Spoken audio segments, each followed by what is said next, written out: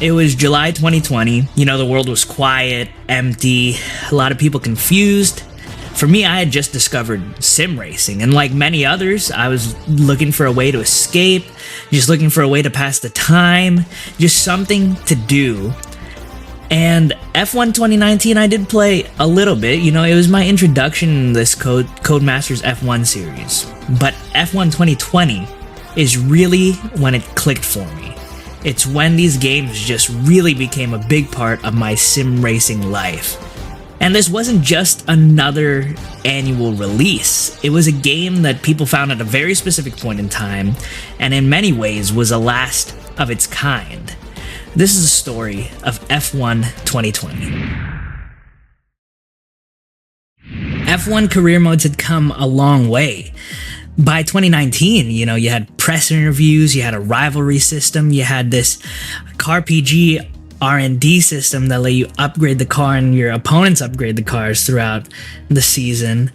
And all that was great, but it was limiting. You were experiencing the life of a driver. And while yes, as fans of Formula One, we watch and we really care about the quote-unquote Drivers' Championship, the reality is that driver's not there without their team, and really even the Drivers' Championship represents the engineering championship that's actually happening behind the scenes.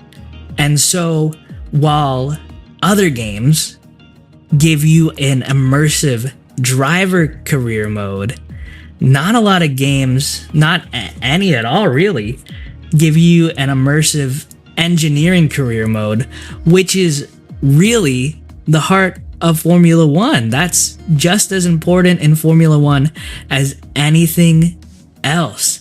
And my team simulates and immerses you into the engineering championship where you have to manage everything, your staff, your resources. It goes into that whole side of Formula One and is immersive in its own way through that engineering and management championship.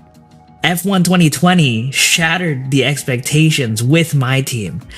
It didn't just reframe the game, but it reframed your context in the game. Suddenly you weren't just the driver, you were the founder. You picked the colors, the sponsors. You could pick the engine deal, which I especially thought was super cool. You hired staff, and in a big twist, you did race the car. It was a ridiculous fantasy, not something we'd ever see in modern Formula One, but it was something that worked and was just really, really fun. There was still something deeply immersive, even though it wasn't the most realistic scenario. But it was just immersive to start with nothing, be a backmarker car, a scrappy second driver with just enough cash to survive. My team wasn't about dominance, it was about growth, and every podium felt earned. Matter of fact, every points finished felt earned. Even finishing 15th ahead of another backmarker team felt earned, and it meant every sponsorship mattered because of every position, and every choice you had in the interviews did have weight. We loved that it could get weird. You know, you watching yourself in game, giving interviews about budget concerns, and then hopping in the car for qualifying was strange. But, you know, this dual owner, dual driver role, it blurred the line between simulation and fantasy, and it gave the game a lot of charm that doesn't exist really in sim racing or in simcade games in general. My team was never realistic in the traditional sense, but it was still super immersive and super satisfying just because of the way Codemasters built the game. You just felt immersed into this crazy fantasy. Ask someone what they remember about F1 2020, and the answer isn't always a mode or my team or career or even a race. Most of the time, it's actually something simpler. It just felt good to drive. And that's not something you hear often about these annual racing games, but with F1 2020, you really felt it. The grip, the stability, the trust. And for those of us who lived inside those circuits during lockdown, it just became something really memorable and irreplaceable. Codemasters had refined their physics year after year, and F1 2019 handled well. You know, it was very aggressive and sharp, but it did have this edge that frustrated many players, even real-life drivers. You could lose the car, the rear end, in a blink of an eye. And because of that, people weren't really fully satisfied with the handling in F1 2019. But F1 2020, it changed all that. It didn't dull the car, but it planted it. It grounded it and actually made the car even more exciting because you could push it to the limit more than you ever could. You could go to the limit every single lap because of how planted the car was. Slam on a curb, throttle out, the car stuck. You could just feel it, feel that limit, and just feel the thrill of F1 racing. And it made you just want to push harder. See, F1 2020 didn't just improve the physics, but it really changed the psychology of how you were driving. You weren't tiptoeing around the corners, you were throwing into them. You weren't reacting to fear, but you were more responding to the feel of the car and could just focus on that because you had full confidence that it was gonna stick. And in racing, confidence is everything, you know. It's probably how the greats like Schumacher, Verstappen, Hamilton, Vettel, how they feel. They're not afraid of the car, they drive with confidence. And F1 2020 lets you drive with a confidence that probably not any other F1 game does. And it's magical. It immerses you feeling like you're actually an F1 driver. And then you bring in the rain. F1 2020 has, in my opinion, some of the best wet weather racing that the series has ever seen. Yes, there was less grip, as there should be, but in this game it just wasn't as frustrating. You could still commit and find a flow, and you could still race against other cars. The rain in this one didn't make you feel frustratingly slower. It made you feel more alive, like you're really fighting car and man in this really intense battle. F1 2020 made driving in the wet a thrill, not a chore, which it felt like in a lot of other games. And of course, handling is just one side of things. A game isn't complete without AI. And AI in racing games obviously isn't perfect. You know, in F1 2019, it was arguably a little too aggressive. They would dive bomb you. They would ignore you on the track. It could be frustrating. In F1 2020, though, it felt like for a lot of people, it found that sweet spot. Yes, they could have defended more, maybe attacked a little harder, but wheel to wheel it was very satisfying, and again, especially in the rain. In other games, wet weather AI is so frustrating for me, especially in the later Codemasters games, but here it felt balanced. I didn't need to refine the difficulty, go up or down just because I knew a rain race was coming up in career mode. The balance was just perfect. The physics held up. It was just really well tuned. 5 years later, you can still load up F1 2020 and you might not be playing for the graphics or the realism, but I know a lot of people that go back just for the feel. No fear of driving fast, but just experiencing the intensity and the fun of pushing to the limit. It just feels right.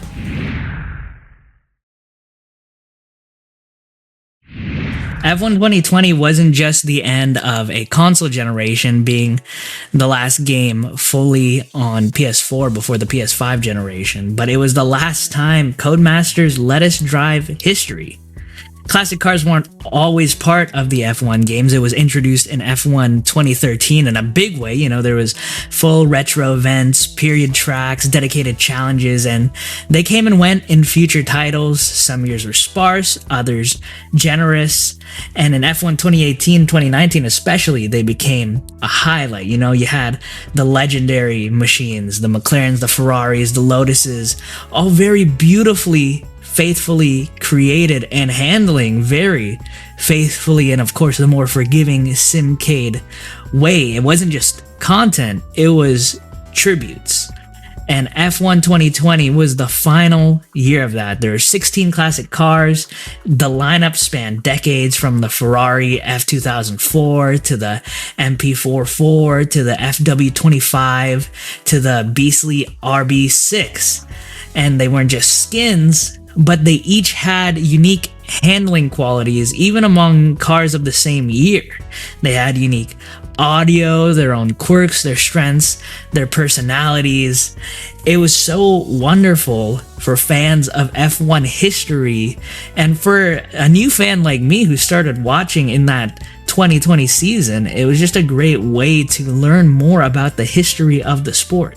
It's just so fun driving these cars of the past, you know, where you could just focus purely on the driving. There's no ERS management, engine modes, no energy harvesting. You just drove, just the raw power, the mechanical grip, and that beautiful classic car sound.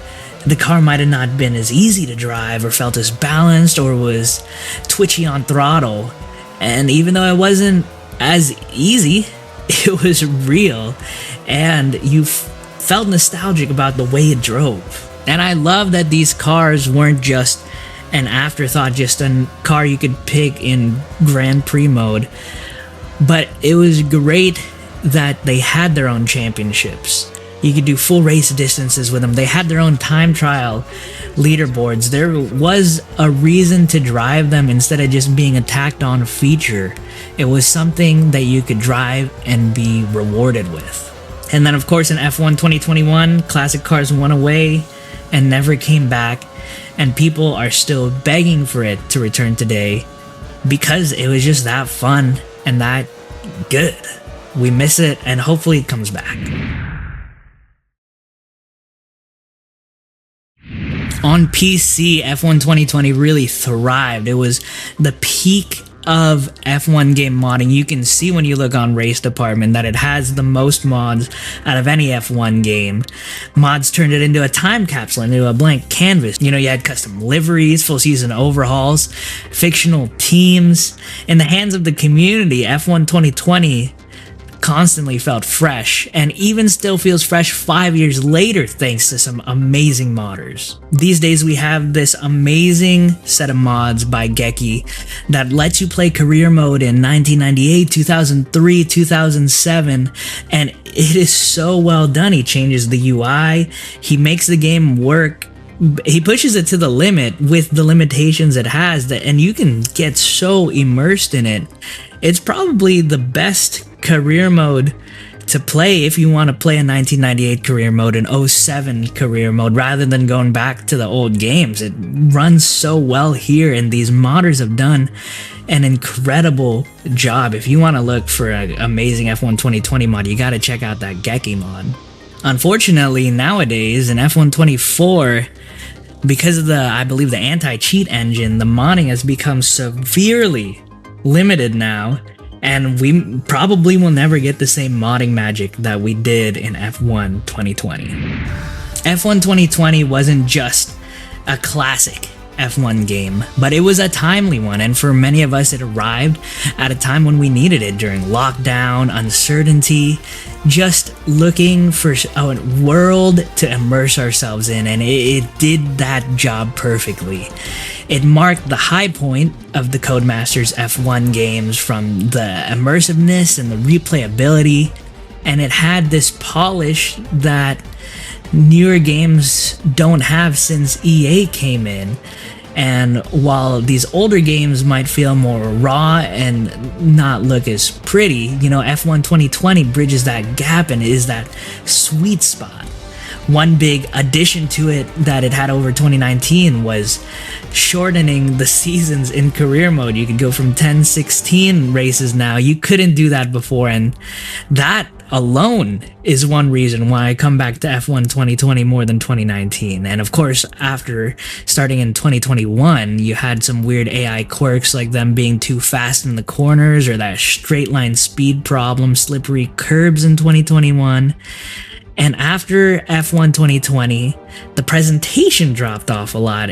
Commentary lines became much more repetitive. It was just so easy to skip them and not feel like you missed anything. So 2020 was truly that sweet spot where it had much more quality of life improvements from the games before it, and it still had some great things before they were removed in the later games. Yes, you might feel like newer games have better physics like F1 23, and yes, the visuals have evolved, but F1 2020 gave us something that's hard to measure: a complete experience.